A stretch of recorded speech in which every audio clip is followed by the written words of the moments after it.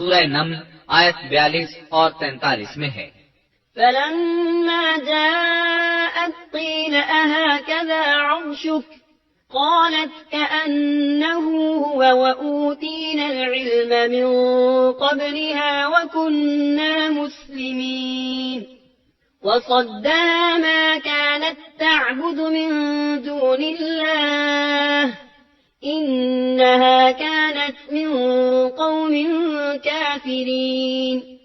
پھر جب وہ آ گئی تو اس سے کہا گیا کہ ایسا ہی تیرا بھی تخت ہے۔ اس نے جواب دیا کہ یہ گویا وہی ہے، ہمیں اس سے پہلے ہی علم دے دیا گیا تھا اور ہم مسلمان تھے۔ اسے انہوں نے روک رکھا تھا کہ جن کی وہ اللہ کو چھوڑ کر پرستش کرتی رہی تھی، یقیناً وہ کافر لوگوں میں سے تھی۔ اب سلیمان علیہ السلام کی ملکہ بلقیس سے گفتگو شروع ہوئی۔ پھر وہ اسے تخت کے پاس لے آئے۔ اس سے پوچھا، کیا تیرا تخت بھی اسی طرح کا ہے؟ اس نے بہت اچھا اور فصاحت سے بھرپور جواب دیا۔ اس نے نہ تو یہ کہا کہ ہاں، کیونکہ وہ تو اپنا تخت پیچھے سبا کے علاقے میں چھوڑ آئی تھی، یہاں کیسے آ سکتا تھا، نہ اس نے یہ کہا کہ نہ، کیونکہ یہ وہی محسوس ہو رہا تھا۔ البتہ اس میں قدرے تبدیلی محسوس ہو رہی تھی۔ اس نے عجیب جملے میں جواب دیا کہ یہ وہی لگتا ہے۔ سلیمان علیہ السلام یہ جواب سن کر حیران ہوئے۔ اب آپ نے اسے اپنی سلطنت کا غلبہ دکھانے کے لیے ایسا منظر دکھایا جو کسی بشر نے آج تک نہیں دیکھا۔ چنانچہ آپ اسے ایک محل میں لے گئے۔ یہ مکمل طور پر شیشے کا تھا، اس سے دوسری طرف دیکھا جا سکتا تھا۔ فرش بھی شیشے کا تھا، شیشے کے نیچے پانی چھوڑا گیا تھا، پانی چلتا رہتا تھا۔ آپ اسے لیے اندر داخل ہوئے تو وہ بہت حیران ہوئی کہ محل میں پانی بہ رہا ہے۔ اس نے اپنا لباس کچھ اوپر کر لیا کہ بھیگ نہ جائے۔ اس نے اپنا پاؤں پانی پر رکھنا چاہا تو وہ شیشے پر پڑا، اور زیادہ حیران ہوئی اور شرمندہ بھی کہ دھوکہ کھا گئی۔ اور یہ سب کچھ جنات کے ذریعے تیار کرایا گیا تھا۔ سورہ نمل آیت 44 میں اللہ تعالیٰ فرماتے ہیں، قیل لها ادخل الصرح فلما رأته حسبته لجة وكشفت عن ساقيها قال إنه صرح ممرد من قوارير قالت رب إني ظلمت نفسي وأسلمت مع سليمان لله رب العالمين۔ اس سے کہا گیا کہ محل میں چلی چلو، جسے دیکھ کر یہ سمجھ کر کہ یہ حوض ہے، اس نے اپنی پنڈلیاں کھول دی۔ سلیمان نے کہا، یہ ایسا محل ہے جس میں نیچے بھی شیشے جڑے ہوئے ہیں۔ کہنے لگی، میرے پروردگار، میں نے اپنی جان پر ظلم کیا، اب میں سلیمان کے ساتھ اللہ رب العالمین کی مطیع اور فرما بردار بنتی ہوں۔ یہ عظیم سلطنت دیکھ کر وہ جان گئی کہ سلیمان علیہ السلام صرف بادشاہ ہی نہیں، نبی بھی ہیں۔ چنانچہ اس نے فوراً ایمان قبول کر لیا۔ سلیمان علیہ السلام کا سب سے بڑا کارنامہ یہ ہے کہ آپ نے مسجد اقصی تعمیر کروائی۔ اس کی پہلی تعمیر یعقوب علیہ السلام نے کرائی تھی۔ صحیح حدیث میں ہے کہ رسول اللہ صلی اللہ علیہ وسلم سے پوچھا گیا، زمین میں کون سی مسجد سب سے پہلے تعمیر کی گئی؟ آپ نے فرمایا، مسجد حرام، یعنی مکہ معظمہ والی مسجد۔ پھر آپ سے پوچھا گیا کہ اس کے بعد کون سی مسجد زمین میں بنائی گئی؟ آپ نے جواب دیا، مسجد اقصی۔ جب بخت نصر نے قدس پر قبضہ جما لیا تو اس نے مسجد اقصی ڈھا دی، لیکن پھر سلیمان علیہ السلام کو اللہ تعالیٰ نے بادشاہت عطا کی تو انہوں نے ازسر نو تعمیر کا کام شروع کرایا۔ اس کے ساتھ ہی انہوں نے ہیکل سلیمانی بھی تعمیر کروایا۔ یہود آج تک اس کو مقدس سمجھتے ہیں۔ یہ مسجد اقصی کے بالکل قریب ہے۔ مسجد اقصی کی فضیلت میں بہت سی روایات ملتی ہیں، جیسا کہ رسول اللہ صلی اللہ علیہ وسلم کا ارشاد ہے، مسجد حرام میں ایک نماز کا ثواب 1,00,000 نمازوں کے برابر ہے۔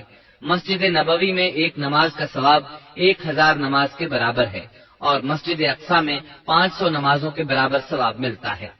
مسند احمد میں عبداللہ بن عمرو بن عاص رضی اللہ عنہما سے روایت ہے کہ رسول اللہ صلی اللہ علیہ وسلم نے فرمایا، جب سلیمان علیہ السلام نے بیت المقدس کو تعمیر کیا تو اللہ تعالیٰ سے 3 دعائیں مانگی، ان میں سے اللہ تعالیٰ نے 2 قبول فرمائی اور ایک کے بارے میں ہم امید رکھتے ہیں کہ وہ ہمیں ملے گی۔ انہوں نے پہلا سوال یہ کیا کہ مجھے ایسی حکومت دے جو تیری حکومت کے موافق ہو، یعنی عدل و انصاف کی فراوانی ہو اور کسی پر ظلم و زیادتی نہ ہو۔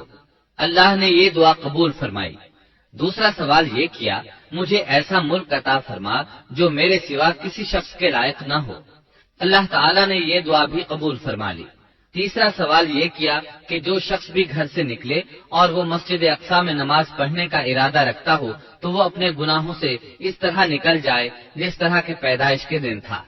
اس تیسرے سوال کے متعلق رسول اللہ صلی اللہ علیہ وسلم نے فرمایا، امید ہے یہ دعا اللہ نے ہمارے لیے رکھ لی ہو۔ اللہ تعالیٰ نے انہیں اس قدر طاقت اور قدرت عطا فرمائی تھی، لیکن اس کے باوجود آپ بشر تھے اور موت ہر بشر کو پہنچ کر رہتی ہے۔ انسان جس قدر بھی قدرت حاصل کر لے، جتنا بھی غلبہ پالے، جتنی بھی عظمت حاصل کر لے، لیکن موت سے نہیں بچ سکتا۔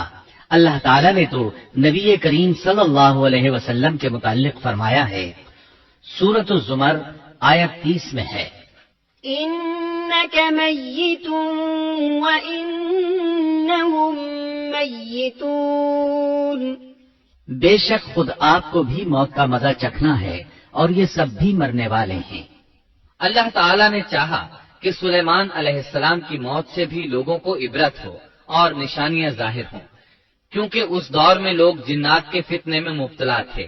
یہ خیال کرتے تھے کہ جنات کو غیب کا علم ہے۔